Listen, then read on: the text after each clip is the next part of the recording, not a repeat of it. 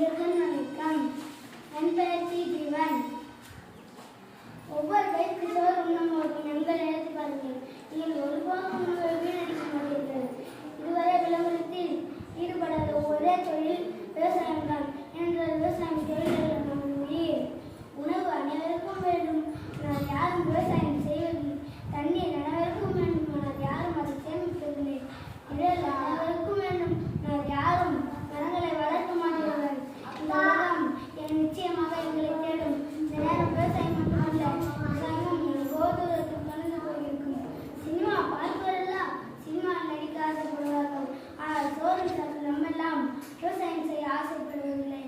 சுற்றும் பூமி ஏற்பினது உலகம் என்ற வள்ளுவனின் காக்கிக்கிணங்க விவசாயத்தை காப்போம், பாரம்பரியத்தை வகுப்போம். விவசாயத்தை காப்போம்,